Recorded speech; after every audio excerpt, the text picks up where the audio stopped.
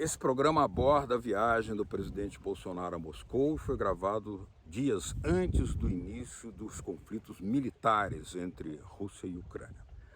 O presidente Bolsonaro não assumiu a linha submissa da maioria dos países ao discurso da Casa Branca condenando a Rússia. Ao contrário, chegou a mencionar que é preciso respeitar os direitos de segurança de todos os países, portanto também da Rússia. Isso causou insatisfação na Casa Branca, que o pressionou. Finalmente, o Brasil votou contra a Rússia na ONU. Mas Bolsonaro, ainda hoje, não condenou publicamente a Vladimir Putin. O tema é complexo. Afinal, Putin é parceiro do Brasil nos BRICS, junto com a China, e reconhece a soberania brasileira sobre a Amazônia. Biden e Macron, não. O líder russo também defende que o Brasil tenha assento permanente no Conselho de Segurança da ONU. Biden não.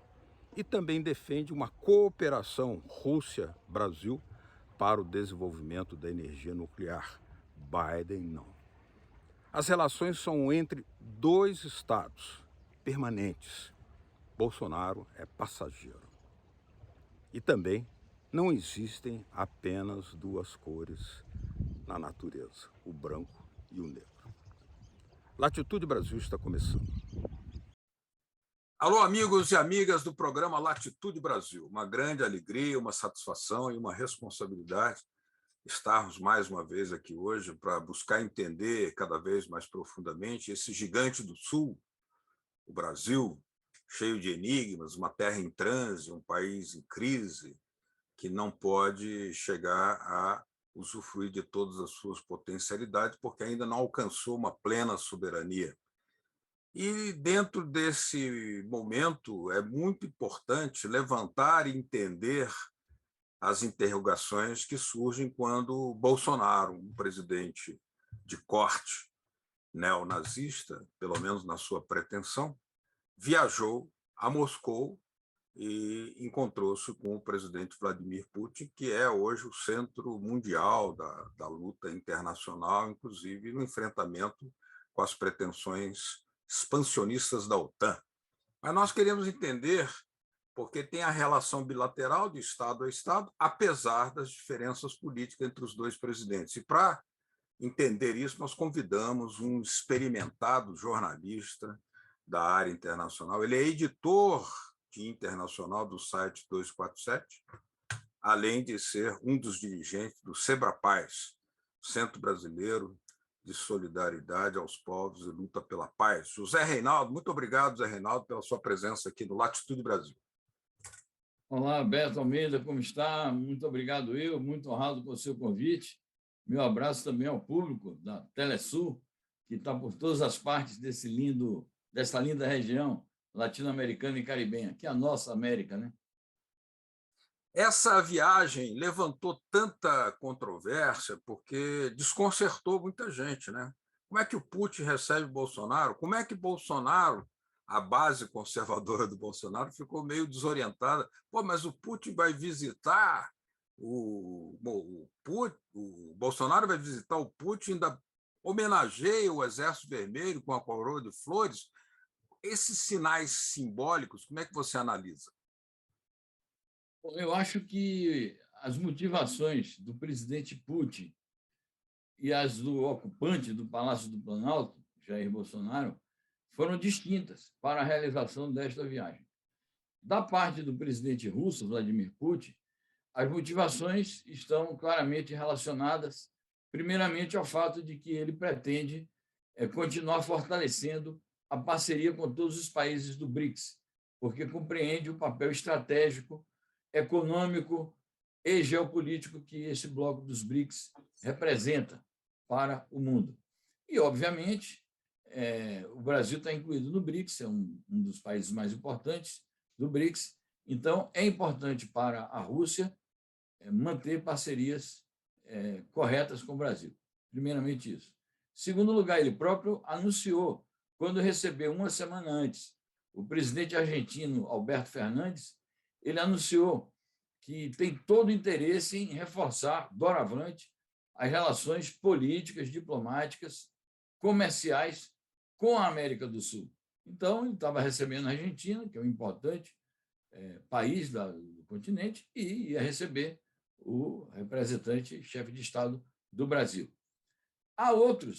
Havia outros objetivos também, da parte do presidente Putin, que estão relacionados a esta crise que estamos presenciando. Como você disse, Beto, o Putin hoje está no centro de uma enorme crise internacional, sob pressões de todo tipo, sob ameaças, e ele precisa romper o isolamento.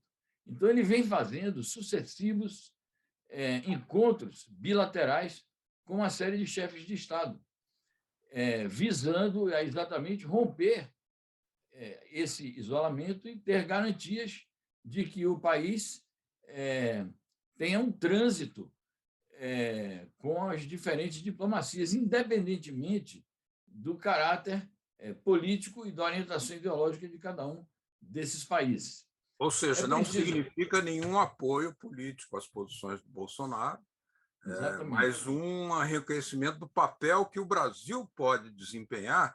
Ele ressaltou, ao receber o Bolsonaro, que o Brasil é o maior parceiro comercial da Rússia na América Latina. Isso pesa, não? Sem dúvida, isso pesa muito, e principalmente no momento em que o próprio presidente Putin vem dizendo já há vários meses, e acentuou de maneira muito enfática naquela sua entrevista coletiva anual concedida no dia 23 de dezembro. Ele disse: a segurança da Rússia, a segurança das nossas fronteiras está ameaçada. E eu preciso aqui, dizia ele, traçar uma linha vermelha que não deve ser ultrapassada. Essa linha vermelha, dizia ele, é a questão do ingresso da Ucrânia na OTAN. Outros países que fizeram parte da antiga União Soviética, como é o caso da Geórgia também, que se cogita o ingresso da Geórgia na OTAN, e disse mais, além disso, esse estacionamento permanente de tropas da OTAN perto das nossas fronteiras, na Polônia, na Bulgária, na Romênia, na Albânia, em vários daqueles países que fizeram parte da antiga União Soviética, nos países bálticos, que fizeram parte da União Soviética, nos países que não foram soviéticos, mas que eram do sistema socialista da Europa Oriental. Então, ele disse que é preciso dar um basta em tudo isso. Então, nesse quadro de isolamento internacional, tentativa de isolamento para vulnerabilizar a Rússia na sua segurança, ele se sentiu obrigado a pôr em prática o pragmatismo nas relações diplomáticas, independentemente da coloração dos regimes políticos. Até porque uma questão que ele levantou muito claramente para o Bolsonaro, que soou como uma alfinetada no Biden, ele disse assim: a Rússia reconhece a soberania brasileira sobre a Amazônia. O Biden não, nem o Macron, nem o Macron. Depois ele diz: nós defendemos que o Brasil tenha assento permanente no Conselho de Segurança da ONU. O Biden veta. E, por último, ele defendeu cooperação com o Brasil em matéria de energia nuclear, que o Biden veta também que o Brasil seja uma potência nuclear. Como é que você analisa esses três fatos? Eu analiso positivamente, acho que é um gesto, porque, veja, essas diplomacias são profissionais. Elas conhecem a preparação de uma reunião bilateral entre chefe de Estado, ela é feita na base de uma prospecção de quais são os interesses mais sensíveis de cada país. Então, ele conhece que é do interesse nacional brasileiro a preservação da Amazônia, a defesa da soberania brasileira sobre a Amazônia, assim como é interesse do Brasil a cooperação nuclear, e ele também conhece os problemas políticos que há entre o atual governo brasileiro e o novo presidente dos Estados Unidos, o Joe Biden, porque o Bolsonaro era alinhado automaticamente, inclusive uma fidelidade canina, com o Donald Trump. Então, ele habilmente explorou essa contradição. Então, eu acho positivo, olhando para os interesses nacionais brasileiros permanentes, eu acho positivo que um país da envergadura da Rússia faça essas sinalizações vis-à-vis aos nossos interesses nacionais, assim como a questão da luta por um assento permanente no Conselho de Segurança da ONU, que é uma luta antiga da diplomacia brasileira. Na verdade, desde que a ONU foi criada. Aliás, o Brasil é o país que inaugura as sessões da Assembleia Geral da ONU com uma espécie de compensação por não ter recebido um assento permanente, então, receber essa honraria. Agora, eu queria falar também sobre o outro lado, as motivações do Bolsonaro. As motivações do Bolsonaro para ir à Rússia não foram tampouco ideológicas, né? Não foram ideológicas. A questão de apor uma coroa de flores no túmulo do soldado desconhecido é um protocolo que todos os chefes de Estado que vão à Rússia praticam por solicitação do país anfitrião. E é uma cerimônia estatal que independe também da ideologia do governo de turno, no caso, o próprio governo de turno da Rússia. O Bolsonaro ele tinha interesses em apagar um pouco, esmaecer um pouco essa imagem de mau estadista que só colheu fracassos em 3 anos de governo, só colheu fracassos na gestão da sua política externa. E ele olhou para o lado e viu que o Lula, além de ter sido um grande estadista, durante os 8 anos que permaneceu à frente do Planalto, e de a Dilma também ter sido uma grande estadista, de terem colocado o Brasil no topo do sistema internacional, ele percebeu também como o Lula ainda continua sendo reconhecido como estadista, com as viagens que ele fez recentemente, no final do ano passado, à Europa. Então, ele, para efeitos da campanha eleitoral, resolveu, então, digamos assim, fazer esse sacrifício de contrariar um pouco a sua base, porque depois ele dá um jeito, encontra lá uma explicação. Então, ele explorou também habilmente o momento, eu acho. É verdade. Vamos fazer aqui uma pequena pausa nessa conversa aqui com o Zé Reinaldo, jornalista, analista internacional, experiência, editor internacional do site 247, membro do Sebrapaz. Mas já a gente volta com Latitude Brasil.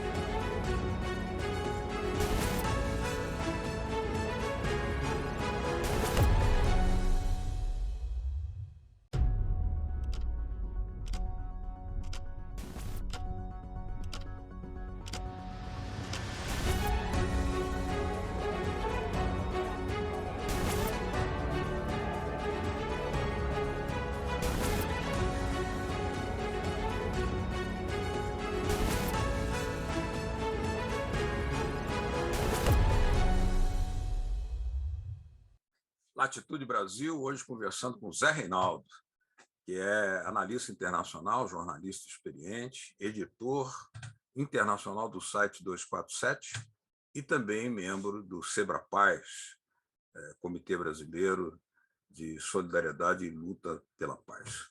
Nós estamos aqui buscando decifrar os vários sinais emitidos por essa nada convencional viagem de Bolsonaro à Rússia, até porque, no tabuleiro de xadrez geral, internacional, onde o Putin demonstra muita habilidade, sabe jogar com tudo, ele percebe que o Brasil é um país de uma importância tal que não pode ficar de fora dos cálculos da relação estratégica da Rússia com a América Latina. Aliás, sendo destacado que o Brasil é o maior parceiro comercial da Rússia aqui nessa região. Mas, Zé Reinaldo, como é que a gente poderia entender, se fosse o Lula, todas essas reivindicações ou sinalizações feitas pelo Putin estariam perfeitas?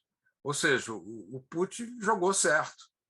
Independente de quem está no Palácio Planalto, ele olha que Bolsonaro pode ser transitório, passageiro, e aí o importante é a relação permanente de Estado a Estado com o Brasil. Como é que você analisa isso? Eu analiso por esse ângulo. Eu acho que são relações de Estado. E o Brasil é um país que tem grandes potencialidades, está vivendo um momento, eu diria até trágico, no seu percurso histórico, um momento de grandes dificuldades para o nosso povo, agravado pela pandemia, mas por conta de uma gestão desastrosa de um governo de extrema-direita, um país que tem se diminuído muito na sua projeção internacional, mas é um país que tem imensas potencialidades e, portanto, pode jogar um papel de líder na América Latina e, jogando um papel de líder na América Latina, fazer uma projeção internacional da sua própria existência como nação, como de toda a região. Vamos nos recordar, Beto, e queridos amigos todos, telespectadores da Telesul, vamos recordar do protagonismo que o nosso país tem tido na criação de todos esses organismos multilaterais de integração latino-americana, que o governo Bolsonaro subestimou muito. Então, fruto de uma ação diplomática correta e de uma política de integração econômica e de uma solidariedade, que foi do Lula, que foi do saudoso Chaves, foi do saudoso Fidel, foi do saudoso Néstor Kirchner e dos demais que seguem aí, demais líderes progressistas, os nossos países fomos capazes de criar estruturas importantíssimas. Por exemplo, a CELAC.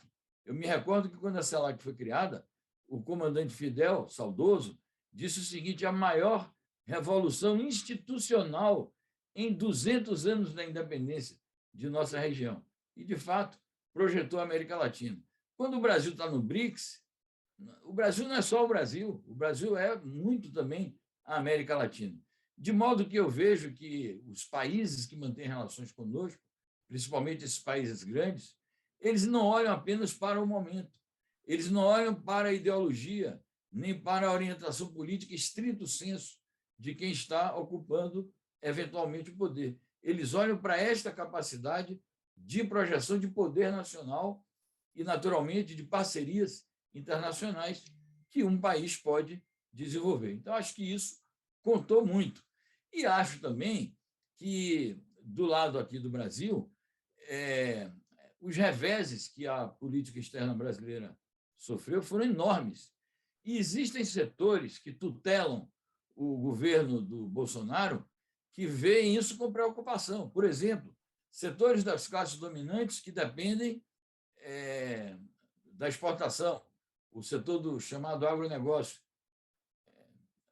Houve um tempo que a ministra Tereza Cristina era tida como uma espécie de chanceler na sombra, porque foi ela que teve que ir na embaixada da China para resolver aqueles problemas criados pelo clã e pelo próprio titular do Planalto e pelo antigo chanceler, e teve que visitar os países árabes também para contornar aqueles problemas que eles criaram.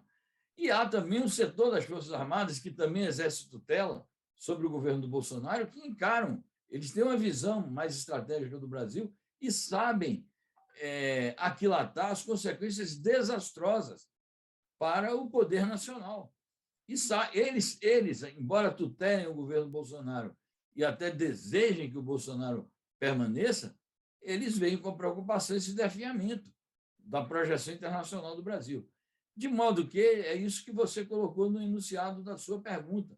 Eu acho que o que pesa na organização de uma viagem como esta são os interesses gerais estatais e a oposição, no caso, as forças políticas progressistas e verdadeiramente patrióticas que atuam no Brasil têm que compreender isso, e a compreensão disso não significa adesão a nenhum aspecto da política do Bolsonaro, até porque a gente vê que a performance dele ali na Rússia foi muito canhestra também, né?